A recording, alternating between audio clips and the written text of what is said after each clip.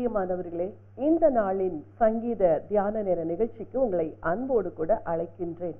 தொடர்ச்சியாக நாம் தியானித்துக் கொண்டு வருகின்ற இந்த சங்கீதங்களில் தேவனுடைய மகிமையை, தேவனுடைய ஆளுகையை, அவருடைய மகத்துவத்தை குறித்து நாம் அறிந்து வருகின்றோம். இன்று நம்முடைய தியானத்திற்காக சங்கீதம் 97 எடுத்து உங்களோடு கூட அதில் உள்ள தேவனுடைய மகத்துவங்களை நான் பகிர்ந்து கொள்ள விரும்புகின்றேன். சங்கீதம் 97, கர்த்தர் ராஜரீகம் பண்ணுகிறார் என்று துவங்குகிற இந்த சங்கீதம் கூட ராஜரீக சங்கீதமாகிய 93 97 98 வரைக்கும் உள்ள சங்கீதங்களில் இதுவும் ஒன்று.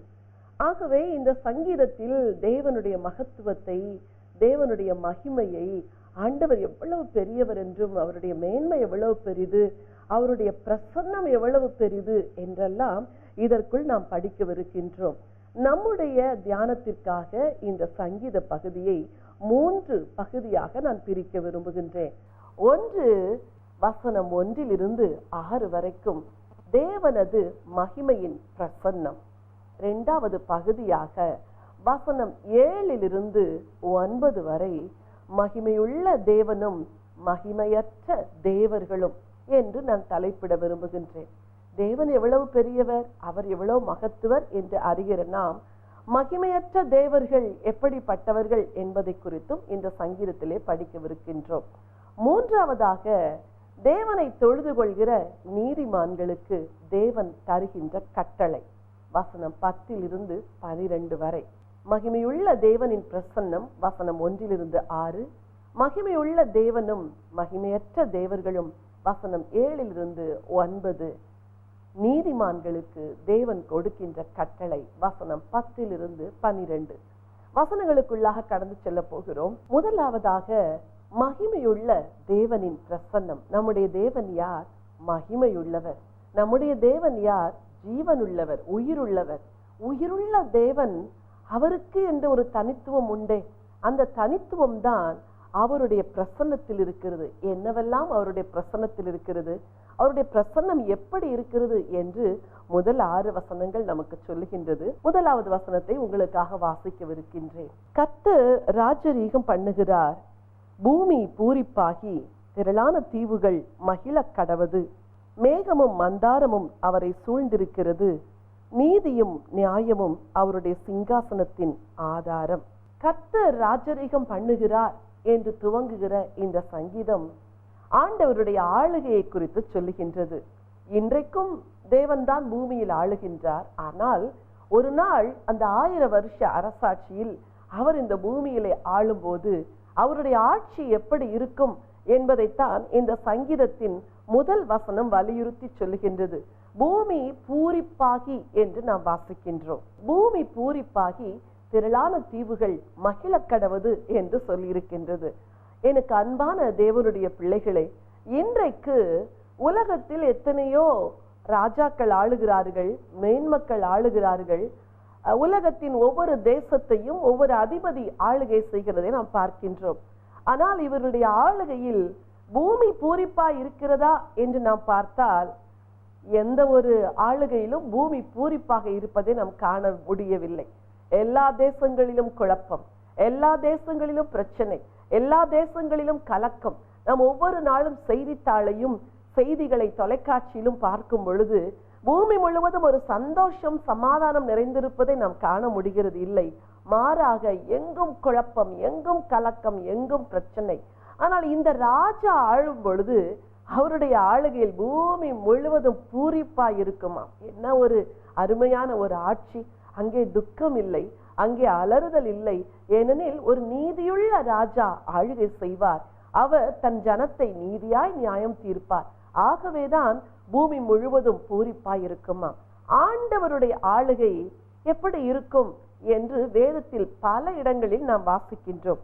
முக்கியமாக தீர்க்க தரிசன புத்தகங்கள் பலவற்றில் கர்த்தர் எப்படி ஆளுகை செய்வார், அவருடைய ஆளுகையில் என்ன நடக்கும் என்றும் சங்கீதங்களின் பல வசனங்களில் நாம் தேவனுடைய ஆளுகை குறித்தும் வாசிக்கின்றோம்.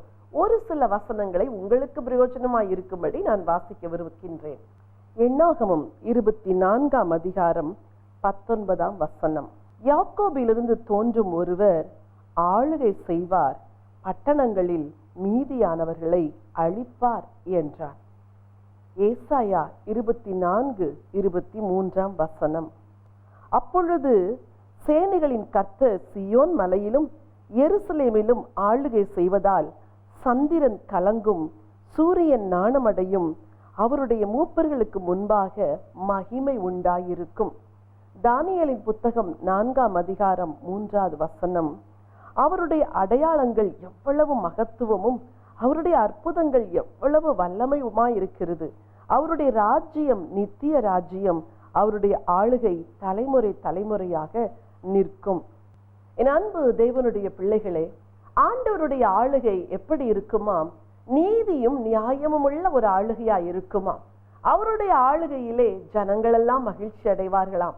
ஒரு சமுத்திரம் துவங்கி மறு சமுத்திரம் வரைக்கும், பூமியின் எல்லைகள் வரைக்கும் அவருடைய ஆளுகை இருக்கும் என்று நாம் வேதத்திலே வாசிக்கின்றோம். இந்த தேவன் பூமியிலே ஆளுகை செய்யும் பொழுது வனாந்தரம் வயல்வெளியாகுமாம், வெட்டாந்தரை நீர்த்தடாகமாக மாறுமாம், பூமியெல்லாம் சந்தோஷப்படுமாம். பூமியில் உள்ள சாபங்கள் நீக்கப்பட்டு, பூமியில் உள்ள தரித்திரம் நீக்கப்பட்டு, பூமியில் உள்ள வறுமை நீக்கப்பட்டு, பூமியில் உள்ள சகல வறட்சிகளும் நீக்கப்படுவதனால் பூமி பூரிப்பாகுமாம். அதே நேரத்தில் இந்த ராஜாவுடைய ஆளுகையில் நீதி வாசம் செய்யும். அங்கே காரணமற்ற ரத்தம் சிந்துதல் இல்லாமல் இருக்கும். குற்றமில்லாத ரத்தம் சிந்தப்படுவதில்லை. ஒருவருக்கு விரோதமாய் ஒருவர் எழும்பி நின்று கொலை செய்து பூமியிலே துர்க்கிரியைகளை நடப்பிக்க யாரும் அனுமதிக்கப்படுவதில்லை. ஆகவே பூமி முழுவதும் நீதி நிறைந்த ஒரு ஆட்சி இருக்கிறதுனாலே பூமி பூரிப்பாய் இருக்குமாம். சற்று இதை யோசித்து பாருங்கள். நாம் வாழுகிற நாட்களில், நாம் வாழுகிற காலத்தில் தேசத்தில் ஏதாவது இப்படிப்பட்ட சந்தோஷ நிகழ்ச்சிகள் நடக்கின்றதா? எங்கு பார்த்தாலும் கொலை, எங்கு பார்த்தாலும் கொள்ளை, கற்பழிப்பு போன்ற பலவிதமான பாவங்கள் பெருகி கிடக்கிற ஒரு காலகட்டத்தில் தான் நாம் வாழ்ந்து கொண்டிருக்கிறோம். ஆனால் ராஜாவாகிய கிறிஸ்து ஆளுகை செய்யும் பொழுது இப்படிப்பட்ட ஒரு பாவமும் பூமியில் இல்லாதிருக்குமா. பூமி முழுவதும் நீதினால் நிறைந்து, ஒருவரை ஒருவர் நேசித்து, ஒருவரில் ஒருவர் அன்பு கூர்ந்து, ஒருவருக்காக ஒருவர் சிநேகம் கொண்டு வாழ்கிற ஒரு வாழ்க்கை எத்தனை மேன்மை உள்ளதா இருக்கும். ஆகவேதான் பூமி பூரிப்பாய் இருக்குமா. ஏன் தீவுகள் மகிழ கடவது என்று வேதம் சொல்லுகிறது என்றால், தீவுகள் எங்கோ ஒரு இடத்தில் 4 புறமும் தண்ணீரினால் சூழப்பட்ட ஒரு இடத்தில் இருக்கின்றது. பல தீவுகள் மிகவும் சிறிய அளவில், ஒரு சிறு பட்டணம் போல அல்லது ஒரு சிறு கிராம அளவிற்கு இருக்கின்ற தீவுகள் எல்லாம் இருக்கின்றன. இந்த தீவுகளுக்கு ஒருபோதும் நம்பிக்கை இருப்பதில்லை. எந்நேரமும் கடல் கொந்தளிக்கலாம், எந்நேரமும் புயல் வீசலாம், எந்நேரமும் ஆபத்து வரலாம். அதே நேரத்தில் மற்ற சமவெளிகளில் நடக்கின்ற நற்செய்திகள், சந்தோஷங்கள் போன்ற ஒன்றுமே இந்த தீவுகளுக்கு கிடைப்பதில்லை. இந்த தீவுகளுக்கு பல ஸ்லாக்கியங்கள் கொடுக்கப்படுவதில்லை. ஏனெனில் அவைகள் இருக்கிற இடம் 40 தண்ணீர் சூழ்ந்திருக்கிற ஒரு இடம். ஆகவே நம்பிக்கையற்று இருக்கிற இந்த தீவுகளுக்கு நம்பிக்கை உண்டாயிருக்குமாம். இந்த மேசியாவின் ஆட்சி காலத்தில் வேதத்தில் பல பகுதிகள் இப்படி இந்த தீவுகளுக்கு எப்படி நம்பிக்கை கிடக்கின்றது என்று சொல்லியிருக்கிறது. ஒரு சில வசனங்களை உங்களுக்காய் வாசிக்க விரும்புகின்றேன். ஏசாயா 11:11.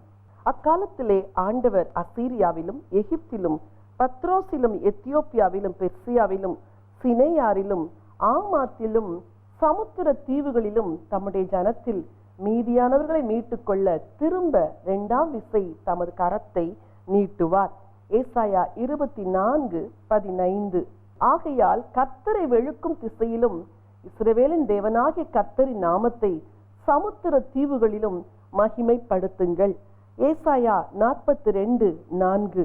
அவர் நியாயத்தை பூமியிலே நிலைப்படுத்த மட்டும் இழக்கரிப்பதும் இல்லை, பதறுவதும் இல்லை. அவருடைய வேதத்துக்கு தீவுகள் காத்திருக்கும். இன்னும் பல தீர்க்க தரிசன வசனங்கள் தீவுகள் அவரை மகிமைப்படுத்தும், தீவுகளில் அவருடைய துதியை பிரஸ்தாபப்படுத்துவார்கள், தீவுகள் அவருக்கு காத்திருக்கும் என்று இன்னும் பல வேத வசனங்கள் சொல்லுகின்றன. இதன் பொருள் என்ன?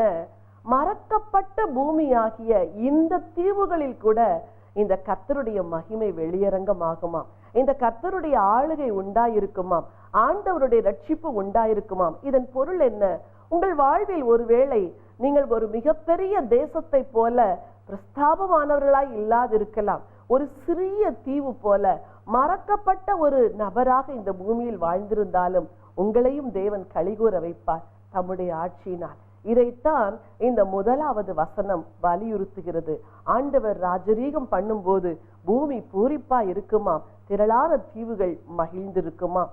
இந்த கர்த்தருடைய பிரசன்னத்தில் நடக்கிற மற்ற காரியங்களை குறித்து 2வது வசனத்திலிருந்து உங்களுக்கு வாசிக்க விரும்புகின்றேன். வசனம் 2. மேகமும் மந்தாரமும் அவரை சூழ்ந்திருக்கிறது, நீதியும் நியாயமும் அவருடைய சிங்காசனத்தின் ஆதாரம். அக்கினி அவருக்கு முன் சென்று சுற்றிலும் இருக்கிற அவருடைய சத்துருக்களை சுட்டெரிக்கிறது. அவருடைய மின்னல்கள் பூச்சக்கரத்தை பிரகாசிப்பித்தது, பூமி அதை கண்டு அதிர்ந்தது. இந்த வசனங்கள் எல்லாம் அவருடைய பிரசனத்தில் என்ன இருக்கிறது என்று தெளிவாக சொல்லுகிறது. மேகமும் மந்தாரமும் அவரை சூழ்ந்திருக்கிறதாம். வேதத்தில் நீங்கள் தேடி பார்ப்பீர்கள் என்றால் ஆண்டவர் எங்கெல்லாம் பிரத்யட்சமாய் இறங்கினாரோ அங்கெல்லாம் மேகம் வந்ததாக நாம் பார்க்கின்றோம். சீனாய் மலையிலே ஆண்டவர் மோசேக்கு தரிசனமான போது மேகத்தில் இறங்கி வந்தார். மேகம் மேகம் சூழ்ந்திருந்தது என்று நாம் வேதத்திலே வாசிக்கின்றோம்.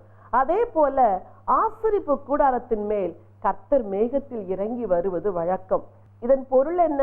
பகலில் மேகத்தில் கர்த்தர் இவர்களோடு கூட சென்றார் என்பதுதான் இதன் பொருள். அது மாத்திரமல்ல, சாலமோன் காலத்தில் சாலமோன் தேவாலயத்தை பிரதிஷ்டை செய்யும் பொழுது அங்கே தேவ பிரசன்னம் இறங்கி வந்து மகிமையின் மேகமாய் தேவன் இறங்கி வந்தார் என்று நாம் வாசிக்கின்றோம். எசேக்கியேல் தீர்க்கதரிசன புத்தகத்தில் கர்த்தருடைய மகிமை மேகத்தில் வந்தது என்று நாம் வாசிக்கின்றோம். என் அன்பு தேவனுடைய பிள்ளைகளே, மேகமும் மந்தாரமும் ஏன் தன்னை சூழ்ந்திருக்கும்படி தேவன் செய்தார் என்றால், அவருடைய பிரசன்னத்தின் ஒளியை அவருடைய ஜனங்கள் பார்த்து தாங்கிக் கொள்ள மாட்டார்கள். ஆகவேதான் தன்னை மறைத்து கொள்ள, தன்னை மூடிக்கொள்ள மேகத்தையும் மந்தாரத்தையும் அவர் வைத்திருந்தார். இன்னும் சில இடங்களிலே வேத வசனத்தில் நாம் வாசிக்கின்றோம், மேகத்தை தமக்கு கூடாரமாக்கினார் என்று. ஆண்டவர் தம்மை சூழ மேகத்தை கூடாரமாக்கினாராம். என்ன ஒரு அருமையான வார்த்தை பாருங்கள். பழைய ஏற்பாட்டில் இப்படி மேகத்திலும் மந்தாரத்திலும் மேகத்திலும் அவர் வந்தார். ஆனால் புதிய ஏற்பாட்டில் இரட்சகர் இயேசுவை குறித்து நாம் வாசிக்கும் பொழுது ஒளியுள்ள ஒரு மேகம் அவர்கள் மேல் நிழலிட்டது என்று வாசிக்கின்றோம். பழைய ஏற்பாட்டில் மேகம், புதிய ஏற்பாட்டிலோ ஒளியுள்ள ஒரு மேகம். ஏன் தெரியுமா? தேவ மகிமை பிரத்யட்சமாய் அவருடைய குமாரன் மூலம் இந்த உலகத்திற்கு வெளிப்பட்டது. குமாரனே உலகத்துக்கு தந்து விட்டார், இனி மறைப்பதற்கு என்ன இருக்கிறது? குமாரனையே கொடுத்து விட்டார், இனி நம்மை விட்டு விலக்குவதற்கு என்ன இருக்கிறது? ஆகவே புதிய ஏற்பாட்டில் ஒளியுள்ள ஒரு மேகம் வந்தது என்று வாசிக்கின்றோம். ஆண்டவர் இயேசு பரத்திற்கு ஏறி செல்லும் பொழுது மேகத்தில் கடந்து சென்றார் என்று வாசிக்கின்றோம். அவர் திரும்ப வரும் பொழுது மேகத்தில் வருவார் என்று வாசிக்கின்றோம். அப்படி என்றால் இந்த மேகம் என்பது எதை குறிக்கிறது? ஆண்டவருடைய பிரசன்னத்தை குறிக்கின்றது. நாம் பார்க்கின்றோமே, இந்த மேகம் வித்தியாசமானது. கர்த்தர் இறங்கி வருகிற மேகமோ மகிமையுள்ளதா இருக்கும். அதே வசனங்களில் அக்கினி அவருக்கு முன்பாக சென்றது என்று வாசிக்கின்றோம். ஆண்டவர் தன்னுடைய பிரசன்னத்தில் அக்கினியை வைத்திருப்பதாக நாம் பார்க்கின்றோம். அக்கினியும் மின்னலும் எதற்கு அடையாளமா இருக்கிறது என்றால், ஆண்டவருடைய சுட்டெரிக்கிற வல்லமைக்கு அக்கினி அடையாளமா இருக்கிறது. மின்னல்களை அவர் அம்புகளை போல பிரயோகித்தார் என்றும் வேதத்திலே வாசிக்கின்றோம். மின்னல்களை அம்பாக பிரயோகித்து சத்துருக்களை சிதறடித்தார் என்று. இவைகள் எல்லாமே தேவனுடைய சமூகத்தில் இருக்கிறதாம். தன்னை மறைத்துக் கொண்ட தேவன், தன்னை மறைத்துக் கொள்வதற்காக தேவன் கார்மேகத்தில் இருக்கிறார். தன்னிலிருந்து வெளிப்படுவதற்காக அக்கினியை ஆண்டவர் வெளிப்படுத்துகிறார். தன்னிலிருந்து மின்னல்களை பயன்படுத்தி சத்துருக்களை சிதறடிக்கின்றார். இவையெல்லாம் தேவ பிரசன்னத்தில் இருக்கிற மகிமை. ஒருவேளை நாம் இப்பொழுது படிக்கும் பொழுது இந்த மகிமையின் முழுமை நமக்கு தெரியாதிருக்கலாம். ஒரு நாள் அவரை முகமுகமாய் பார்க்கும் பொழுது அந்த மகிமையின் முழுமையும் நாம் காண்போம். அப்பொழுது சொல்லுவோம், இது எவ்வளவு மகிமையுள்ள கர்த்தர், உம்முடைய பிரசன்னம் எவ்வளவு மேன்மை உள்ளது என்று ஒவ்வொரு நாவும் அறிக்கையிடும் என்பதில் எந்த சந்தேகமும் இல்லை. அடுத்ததாக 5வது வசனத்தை வாசிக்க விரும்புகின்றேன். கர்த்தரின் பிரசன்னத்தினால் பர்வதங்கள் மெழுகு போல உருகிற்று, சர்வ பூமியினுடைய ஆண்டவரின் பிரசன்னத்தினாலேயே உருகி போயிற்று. வானங்கள் அவருடைய நீதியை வெளிப்படுத்துகிறது, சகல ஜனங்களும் அவருடைய மகிமையை காண்கிறார்கள். கர்த்தருடைய பிரசன்னத்தினால் பர்வதங்கள் மெழுகு போல உருகி போயிற்று என்று வேதம் சொல்லுகிறது. இது மெய்யாகவே எங்கு நடந்தது என்று பார்த்தால், சீனாய் மலையில் தேவன் பிரசன்னமான பொழுது அங்கே அக்கினி இறங்கியது. ஆனால் அதற்கு மேல் என்ன நடந்தது என்று வேதம் தெளிவாக சொல்லவில்லை. இங்கேயோ அவருடைய பிரசன்னத்தினால் பர்வதங்கள் உருகி போயிற்று என்று சொல்லி இருக்கிறது. ஒருவேளை அன்று சீனாய் மலையில் அது நடந்திருக்கலாம், நமக்கு தெரியாது. ஆனால் ஒரு நாள் ஆண்டவருடைய பிரசன்னம் இறங்கி வரும், அவருடைய பாதங்கள் ஒலிவ மலையில் தங்கும். அந்நாளிலே அவருடைய பிரசன்னத்தை இந்த பூமி தாங்க மாட்டாததா இருக்கும். அப்படிப்பட்ட ஒரு மகிமையின் பிரசன்னத்தோடு கர்த்தர் இறங்கி வருகிற நாளுக்காகத்தான் நீங்களும் நானும் காத்திருக்கின்றோம். வானங்கள் அவருடைய நீதியை வெளிப்படுத்துகிறதாம், சகல ஜனங்களும் அவருடைய மகிமையை காண்கிறார்கள். நீங்கள் ஒவ்வொரு நாளும் வானத்தை நோக்கி பார்க்கிறீர்களே, அந்த வானம் எதை சொல்லுகிறது தெரியுமா? இந்த பூமி உண்டான நாள் முதல் பூமிக்கு கீழே நடக்கிற சகலவற்றையும் கண்டு சாட்சியா இருக்கின்ற ஒரே ஒரு வஸ்து இந்த வானம்தான். இந்த வானம் அவருடைய வருகையின் போது புஸ்தக சுருளை போல சுருட்டப்பட்டு போய்விடுமா. ஆனால் அந்த நாள் வரைக்கும் பூமியில் என்னென்ன நடந்தது என்பதற்கெல்லாம் சாட்சி இந்த வானங்கள். தேவன் செய்தவைகளுக்கும் இந்த வானம் சாட்சியா இருக்கிறது, ஜனங்கள் செய்தவற்றுக்கும் இந்த வானம் சாட்சியா இருக்கிறது. ஆகவேதான் வானங்கள் உமது நீதியை வெளிப்படுத்துகிறது என்று சொல்லுகிறது. என் அன்பு தேவனுடைய பிள்ளைகளை, சகல ஜனங்களும் அவருடைய மகிமையை காண்கிறார்கள் என்று சொல்லியிருக்கிறதே. காணக்கூடாத தேவனுடைய மகிமையை எதில் காணலாம் தெரியுமா? சிருஷ்டிக்கப்பட்டு அழகாய் விரிக்கப்பட்ட இந்த வானத்தில் தேவ மகிமையை காணலாம். வானத்தில் இருக்கிற நட்சத்திரங்களில் தேவ மகிமையை காணலாம். சூரிய சந்திரனை காணும் பொழுது இதை படைத்த தேவன் எவ்வளவு வல்லமை உள்ளவர் என்று தேவனுடைய மகிமையை காண முடியும். விஞ்ஞானத்தை படிக்கிறீர்களே, அதில் வான்வெளியை குறித்து படிக்கிறீர்களே, ஏராளமான விண்மீன்கள், கோள்கள், இவைகளெல்லாம் படிக்கும் பொழுது யாராவது ஒருவர் இதை சிருஷ்டிக்காமல் இவைகள் எப்படி உருவானது என்று என்றைக்காவது சிந்தித்தது உண்டா? அதை சிருஷ்டித்த ஒரு தேவன் இருக்கிறார். அவருடைய மகிமையைத்தான் வானங்கள், வானாதி வானங்கள் வெளிப்படுத்துகின்றது.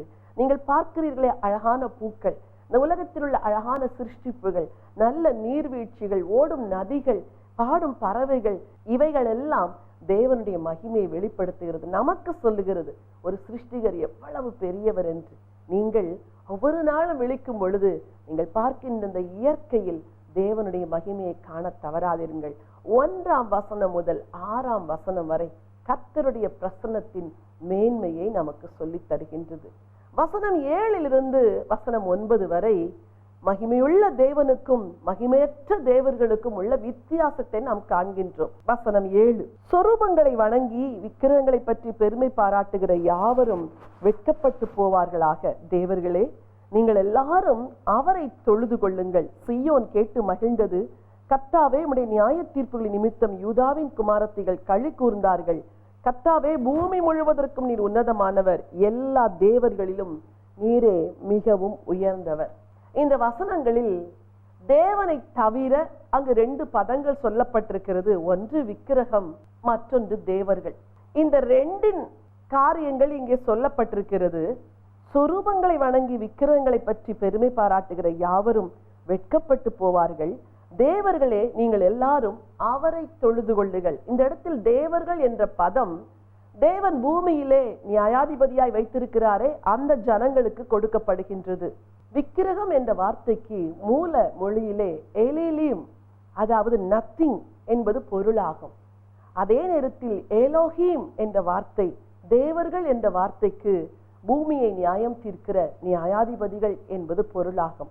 என் அன்பு தேவனுடைய பிள்ளைகளே, தேவர்களே, நீங்கள் எல்லாரும் தேவனை தொழுது கொள்ளுங்கள் என்ற பதம் பூமியின் நியாயாதிபதிகளே, நீங்கள் தேவனை தொழுது கொள்ளுங்கள் என்பதுதான் அதன் உண்மை பொருள். தேவர்கள் என்பது நம்முடைய தேவனையற்ற மற்றவர்களை குறிக்கும் என்றால் அவர்களுக்கும் ஜீவன் இருக்கிறது என்று நினைப்பதை போல நாம் இங்கே தவறாய் நினைத்து விடக்கூடாது. ஜீவன் இருக்கிற ஒருவர் தான் தொழுது கொள்ள முடியும். இங்கே தேவர்களே தொழுது கொள்ளுங்கள் என்றால் அது வேறு கடவுள்களை என்று நீங்கள் பொருள் எடுத்துக்கொள்ளக்கூடாது. உயிரோடு இருக்கின்ற பூமியின் நியாயாதிபதிகள், அதுதான் அதன் பொருள். சிலர் தவறாக அர்த்தப்படுத்துவது உண்டு, மற்ற தெய்வங்கள் எல்லாம் நம்முடைய தேவனை தொழுது கொள்ள வேண்டும் என்று. அது சரியான பதம் அல்ல. பூமியில் உயிரோடு வாழ்கின்ற நியாயாதிபதிகளை நீங்கள் தேவனை தொழுது கொள்ளுங்கள், அதுதான் சரியான மொழிபெயர்ப்பு, சரி, இந்த மகிமையுள்ள தேவனுக்கும் மகிமையற்ற தேவர்களுக்கும் உள்ள வித்தியாசத்தை சொல்லிவிட்டு நீதிமான்களுக்கு கொடுக்கப்படுகிற கட்டளையை 10-12 வரைக்கும் நாம் பார்க்கின்றோம். சில வசனங்களை வாசிக்க விரும்புகின்றேன். வசனம் 10. கர்த்தரில் அன்பு கூறுகிறவர்களே, தீமையை வெறுத்து விடுங்கள். அவர் தம்முடைய பரிசுத்தவான்களின் ஆத்துமாக்களை காப்பாற்றி துன்மார்க்கரின் கைக்கு அவர்களை தப்புவிக்கிறார். நீதிமானுக்காக வெளிச்சமும் செம்மையான இருதயத்தாருக்காக மகிழ்ச்சியும் விதைக்கப்பட்டிருக்கிறது. நீதிமான்களே, கர்த்தருக்குள் மகிழ்ந்து அவருடைய பரிசுத்தத்தின் நினைவு கூறுதலை கொண்டாடுங்கள். இங்கே நீதிமான்களுக்கு கொடுக்கப்படுகிற ஒரு மிக முக்கியமான கட்டளையை சங்கீதக்காரன் வலியுறுத்தி சொல்லுகின்றார். தீமையை வெறுத்து விடுங்கள். அப்படி என்றால் என்ன? தீமையை வெறுப்பதுதான் கர்த்தருக்கு பயப்படுகிற பயம். பாவத்தை வெறுப்பதுதான் தேவனுக்கு பயப்படுகிற பயம். உண்மையாகவே ஒரு ஜீவனுள்ள தேவனை வணங்குகிற நீங்கள் தீமையை வெறுத்துத்தான் ஆக வேண்டும். என் அன்பு வாலிப பிள்ளைகளே, தீமை என்று வேதம் என்னவெல்லாம் சொல்லுகிறதோ அதை நீங்கள் வெறுக்க வேண்டும். தீமை எது, நன்மை எது என்று உங்கள் பெற்றோர் உங்களுக்கு கற்றுக் கொடுக்கிறார்கள். அவர்கள் சொல்லுகிற தீமையான காரியங்கள் உங்களுக்கு தீமை போல தோன்றுவதில்லை. அதெல்லாம் தீமை கிடையாது, நான் அதிலெல்லாம் விழமாட்டேன் என்று விதண்டாவாதம் பண்ணாதபடிக்கு உங்கள் பெற்றோரின் சத்தத்திற்கு நீங்கள் கீழ்ப்படிய வேண்டும். கர்த்தரில் அன்பு கூறுகிறவர்கள் தீமையை வெறுக்க வேண்டுமா? தீமையான காரியங்களை பேசக்கூடாது, தீமையான காரியங்களை பார்க்க கூடாது, தீமையான காரியங்களை விரும்பக்கூடாது, தீமையான காரியங்களை செய்யக்கூடாது. ஏன் தெரியுமா? கர்த்தரில் அன்பு கூறுகிற நீதிமான்கள் தீமையை வெறுக்க வேண்டுமா? அப்படிப்பட்டவர்களுக்குத்தான் மகிழ்ச்சி விதைக்கப்பட்டிருக்கிறது என்று வேதம் சொல்லுகிறது. அப்படிப்பட்ட நீதிமான்களுக்கு சந்தோஷத்தை தேவன் விதைத்திருக்கிறாராம். உங்கள் வாழ்வில் தீமையாய் தோன்றுகிற காரியங்களிலிருந்து பெறுகிற சந்தோஷத்தை நீங்கள் வெறுக்கும் பொழுது தேவனே உங்களுக்கு மட்டற்ற சந்தோஷத்தை தருகிறாராம். என்ன ஒரு அழகான ஆண்டவருடைய வழி நடத்துதல் பாருங்கள். இளம் வயதில் புகைப்பதும் குடிப்பதும் நண்பர்களோடு சுற்றுவதும் பாவமான காரியங்களை செய்வதும் என் அன்பு வாலிப மகனே உனக்கு இன்பமா இருக்கலாம். ஆனால் வேதம் சொல்லுகிறது, அந்த தீமையை நீ வெறுக்கும் பொழுது ஆண்டவர் இறைவன் உனக்கு மகிழ்ச்சியை தருவாராம். அந்த மகிழ்ச்சி எப்படிப்பட்ட மகிழ்ச்சி தெரியுமா? விதைத்து மரமாக வளர்ந்து கனித்தந்து நிலைத்திருக்கிற ஒரு மகிழ்ச்சி. அது வாடி போகிற மகிழ்ச்சி அல்ல, மாறி போகிற மகிழ்ச்சி அல்ல, என்றென்றும் நிலைத்திருக்கிற ஒரு மகிழ்ச்சியை ஆண்டவர் உனக்கு வாக்கு பண்ணியிருக்கிறார். ஆகவே இளவயதில் தீமையை வெறுக்க வேண்டும். வாலிபர்கள் மட்டுமல்ல, பெரியவர்களே உங்களுக்கும் அதுதான். கர்த்தருக்கு பயந்து தீமையாய் வாழ்வதை, தீமையாய் பேசுவதை, தீமையான காரியங்களை செய்வதை வெறுத்து விடுங்கள். உங்களுக்கு மகிழ்ச்சி விதைக்கப்பட்டிருக்கின்றது. கடைசி வசனத்தை வாசித்து முடிக்க விரும்புகின்றேன். நீதிமான்களே, கர்த்தருக்குள் மகிழ்ந்து அவருடைய பரிசுத்தத்தின் நினைவு கூறுதலை கொண்டாடுங்கள். நீதிமான்கள் கர்த்தருக்குள் மகிழ்ந்து அவருடைய பரிசுத்தத்தின் நினைவு கூறுதலை கொண்டாட வேண்டுமா? நீதிமான்கள் மற்றவற்றில் மகிழக்கூடாது, கர்த்தருக்குள் மகிழ வேண்டும். உலகம் பல காரியங்களில் மகிழ்கிறது. சில வேளைகளில் பாவத்துக்கு ஏதுவல்லாத காரியங்களில் உலகம் மகிழ்கிறது. அது பாவம் அல்ல, ஆனால் நீங்கள் அதில் மகிழ்வீர்கள் என்றால் உங்கள் நேரத்தை அது திருடிவிடும். உங்கள் நேரம் தேவனுக்குரியது. பாவமற்ற காரியங்களில் சந்தோஷம் அடைவதை கூட நீங்கள் யோசித்து சந்தோஷம் அடைய வேண்டும். இதனால் என் நேரம் திருடப்படுகிறதா? தேவன் இதை விரும்புவாரா? இல்லை, இந்த நேரத்தை நான் வேறு காரியங்களுக்கு செலவழிக்க வேண்டுமா என்று நீங்கள் சிந்தித்து செயல்பட வேண்டும். பரிசுத்தத்தின் நினைவு கூறுதலை கொண்டாட வேண்டும். உலகத்தில் உங்களுக்கு செலிப்ரேட் பண்ண வேண்டிய ஒரே ஒரு காரியம் என்ன தெரியுமா? தேவனுக்காய் பரிசுத்தமாய் வாழ்வதும் பரிசுத்தம் உள்ள தேவனை கொண்டாடுவதும் தான். 3 மிக முக்கியமான காரியங்களை குறித்து படித்தோம். 1, கர்த்தருடைய பிரசன்னத்தின் மேன்மை. 2, மகிமையுள்ள தேவன் மகிமையற்ற தேவர்களை குறித்த காரியங்களை படித்தோம். 3, நீதிமான்களுக்கு கொடுக்கப்பட்ட கட்டளை, தீமையை வெறுத்து பரிசுத்தத்தின் நினைவு கூறுதலை கொண்டாட வேண்டும் என்று. என் அன்பு தேவனுடைய பிள்ளைகளே, இவ்வளோ பெரிய ஒரு தேவன் இருக்கிறபடினால் அந்த தேவனை மகிழ்ச்சியோடு சேவியுங்கள், அவரை ஆராதியுங்கள். இந்த பூமியில அவருக்கு உங்கள் வாழ்வை அர்ப்பணிக்கும் பொழுது ஒரு நாள் ராஜரீகம் பண்ணுவார். அந்த ராஜரீக வாழ்க்கையில் உங்களுக்கும் பங்கிருக்கும். உங்களுக்காக ஜெபிக்கட்டுமா? அன்பின் ஆண்டவரே, பரலோக பிதாவே, இந்த நல்ல வேளைக்காக நன்றியோடு நாங்கள் உம்மை ஸ்தோத்திரிக்கிறோம். கர்த்தர் ராஜரீகம் பண்ணுகிறார். பூமி பூரிப்பாகி திரளான தீவுகள் மகிழக்கடவது என்று சொல்லி நீர் ஆளுகை செய்யும் பொழுது உண்டாகிற மகிழ்ச்சியை குறித்து எங்களோடு கூட பேசினீரே.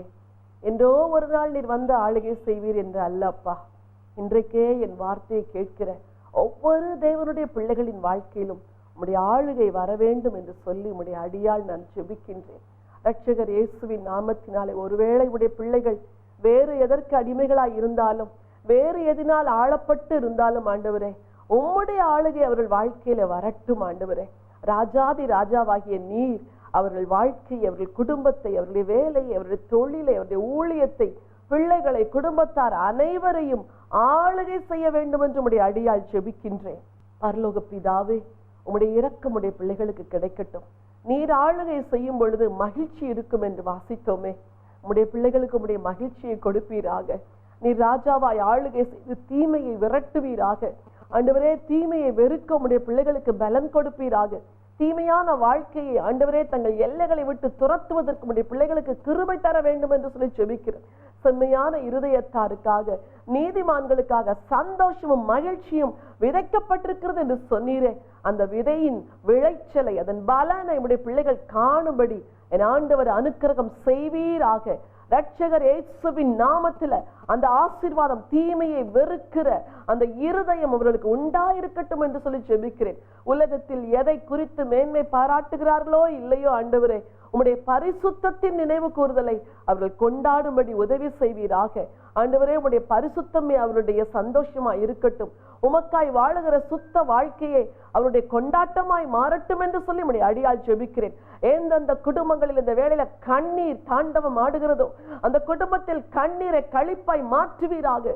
உங்கள் துக்கம் சந்தோஷமாய் மாறும் என்று சொன்னீரே அப்பா. அந்த குடும்பங்களில் எல்லாம் துக்கங்களை மாற்றி போடும், சந்தோஷத்தை கொடுக்கும்படியா ஜெபிக்கிறேன். இரட்சகர் இயேசுவினால் உண்டாகிற சந்தோஷம், ஆனந்தம், மகிழ்ச்சி, பேரின்பம் இவருடைய குடும்பங்களிலே உண்டாவதாக என்று சொல்லி ஆசீர்வதிக்கிறேன் அப்பா. யார் யார் சரீரத்திலே வியாதிகளின் நிமித்தம் சந்தோஷத்தை இழந்து போய் இருக்கிறார்களோ சுகம் வருவதாக, குடும்பங்களிலே துக்கப்பட்டு இருக்கிறார்களோ அங்கே சந்தோஷம் வருவதாக. இன்றைக்கு இந்த கூடாரத்திற்கு உம்முடைய ஆசீர்வாதம் இறங்கட்டும் என்று சொல்லி ஜெபிக்கிறேன். சந்தோஷம் நிறைவாய் வரட்டும் என்று சொல்லி ஆசீர்வதிக்கிறேன்.